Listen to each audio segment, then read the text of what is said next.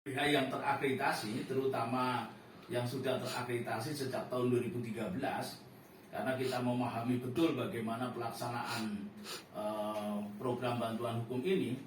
Salah satu yang menjadi catatan kita adalah mengenai anggaran bantuan hukum.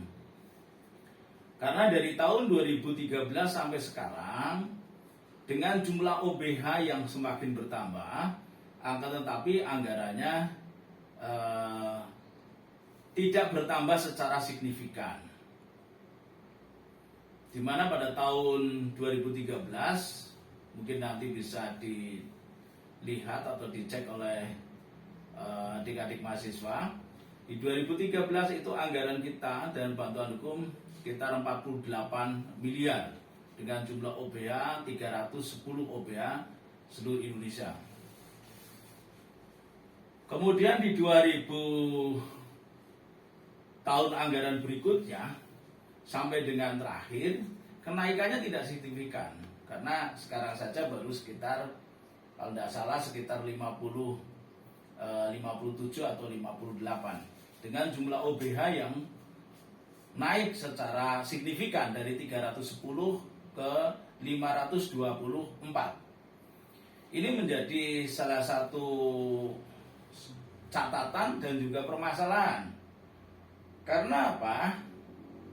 Anggaran ini sangat penting untuk menambah, jadi untuk pelaksanaan program bantuan hukum memang betul kualitas kita kejar. Jadi kualitas di dalam pemberian bantuan hukum memang harus maksimal mungkin, harus baik.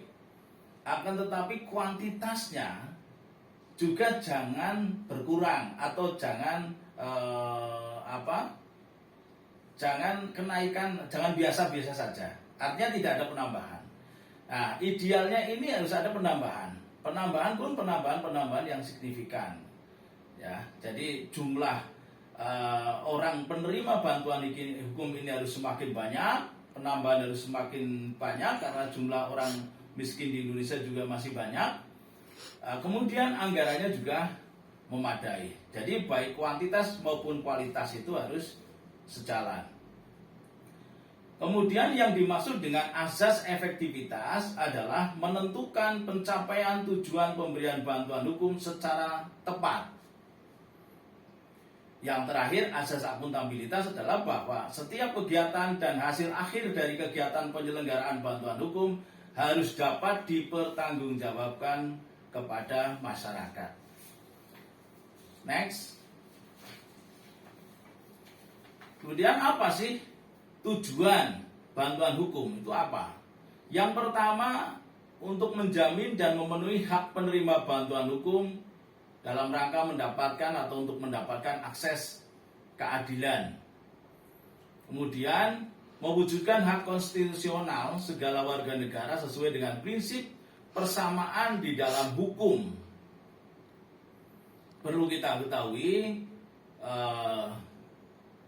sebelum undang-undang ini lahir jauh-jauh hari, aktivis-aktivis organisasi bantuan hukum atau aktivis lembaga bantuan hukum itu, baik itu YLBHI, BBHI, dan kemudian ada LBHAP dan sebagainya yang sudah kita kenal, sudah cukup lama memberikan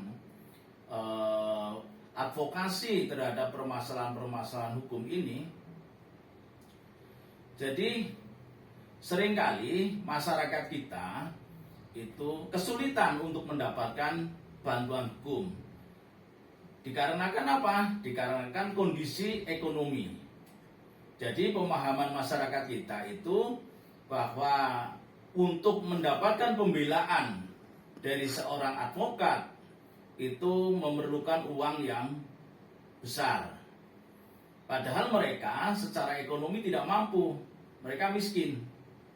Nah, lalu bagaimana kalau terjadi seperti ini? Apakah akan dibiarkan hak-hak masyarakat yang memerlukan bantuan hukum ini, yang memerlukan advokasi, yang memerlukan perlindungan hukum? Nah, disinilah mereka punya hak-hak konstitusional. Sehingga setiap warga masyarakat, siapapun dia, mempunyai persamaan di dalam hukum. Ya, jadi mereka harus mendapatkan perlakuan yang sama. Jangan sampai hukum itu hanya melindungi. Pada saat dahulu itu sering dikenal bahwa hukum itu tajam ke bawah, tumpul ke atas.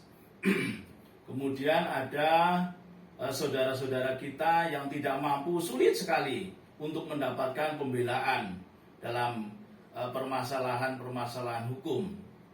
Nah, disinilah negara hadir. Ya. Kemudian yang ketiga, menjamin kepastian penyelenggaraan bantuan hukum dilaksanakan secara merata di seluruh wilayah negara Republik Indonesia. Jadi sebaran wilayah negara kita yang sangat luas, kita pahami Indonesia mungkin untuk di Pulau Jawa itu masih terjangkau, sekalipun juga ada beberapa wilayah yang berada di daerah terpencil. Kalau di Indonesia Timur, perlu adik-adik mahasiswa ketahui, saya kemarin baru saja komunikasi dengan rekan organisasi bantuan hukum yang berada di Papua. Di sana ternyata satu provinsi hanya ada 2 organisasi bantuan hukum.